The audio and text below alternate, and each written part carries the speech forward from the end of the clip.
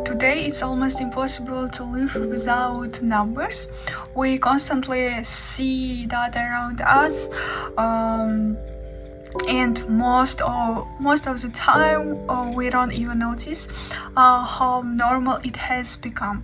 So we measure our days with time and productivity. We measure our bodies with calories and weight. We measure our success with grades, certificates, or rankings. Even when we just want to relax, we open our social media and immediately see more metrics like views, likes, followers, and engagement. The important point is that data was not originally created to harm us. It exists because it is useful. Data helps companies make decisions, helps doctors monitor health, helps schools evaluate progress, and helps us understand patterns in the world. But the problem starts when these numbers stop being just information and begin to feel like a personal judgment. Without realizing it, we start using metrics to evaluate our value, our discipline, our attractiveness, our intelligence, and even things that are too small to notice. When we talk about data in everyday life, social media is probably the most obvious and relatable example. At the beginning, everything feels quite natural and harmless. A person is just walking, filming, sharing parts of their life, talking to the camera, and enjoying the process. There is no pressure at this stage. It feels like a self-expression. However, the moment the video is posted online, numbers start to appear. Views, likes, followers, engagement.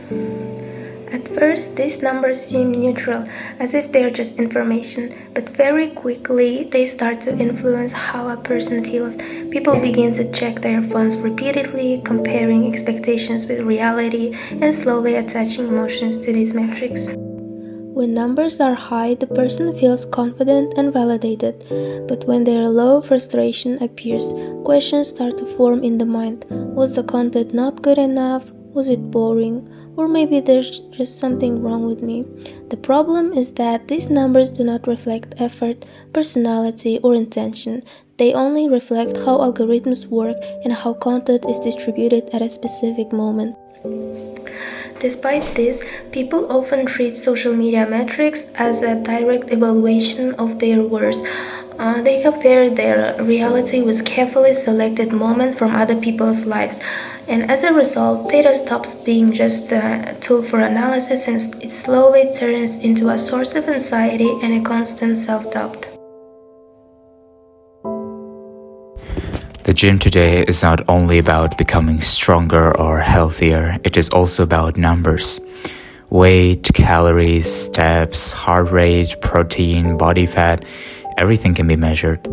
These numbers are useful actually. They help us understand our bodies and track progress, of course, but sometimes they do more than inform us. They start to control us.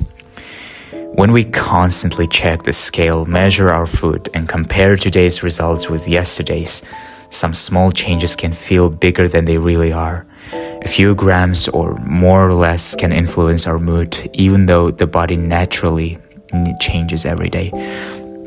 What begins as discipline slowly turns into pressure. Data science gives us powerful tools to improve our health. It shows patterns, trends, and results over time, but philosophy reminds us that the body is not a machine that always follows perfect logic. It can get tired, it adapts, and it needs rest as much as effort. Not everything meaningful can be measured by numbers. And anxiety appears when numbers stop being guides and become judgments. When progress is reduced to graphs and apps, we forget how the body actually feels. Strength, energy, confidence, and balance are real results too, even if they don't always show up on a screen and we cannot always see them. The goal is not to reject the data, of course, but to use it wisely. When numbers support our well-being, they're helpful. When they define our worth, they become harmful. And the real health is found not in perfect statistics, but in balance between data, body, and awareness. I personally believe we should never forget about it. Academic life is another sphere where data and statistics strongly shape emotional experiences. Students are constantly evaluated through grades, GPA, rankings, and test scores.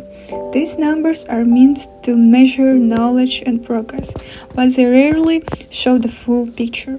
Behind every result, there are many hidden factors such as family background, financial situation, physical health, and emotional state. Despite this complexity, academic systems often reduce performance to a single number. When students receive low grades, they may internalize failure and start to see themselves as less capable or less intelligent. This creates pressure to perform perfectly and fear of making mistakes. Learning, instead of being a process of growth and exploration, turns into constant struggle to meet numerical standards. From this perspective, academic data can unintentionally increase anxiety, especially when it is treated as an absolute reflection of ability rather than a limited measurement influenced by many external variables. In today's data-driven world, data and statistics are something that we can conclude, let's just say, the most integrated part of our lives. And that's no wonder, because numbers are very precise and we place a lot of trust in them. But philosophy reminds us that data does not exist by itself. It is always collected, selected, interpreted, and compared by us humans. So when we constantly compare everything in our life, our calories, our grades, productivity, followers, the data no longer starts to serve as a tool and becomes a judgment. And anxiety appears not because the data and numbers are false, but because we simply forget about their limits. Data science is a very useful field to help us understand the patterns and make better decisions. And philosophy asks deeper questions such as, what exactly should we measure and why? So when we start to understand that the data describes us but does not define us, everything starts to become way more balanced. We should never forget about that.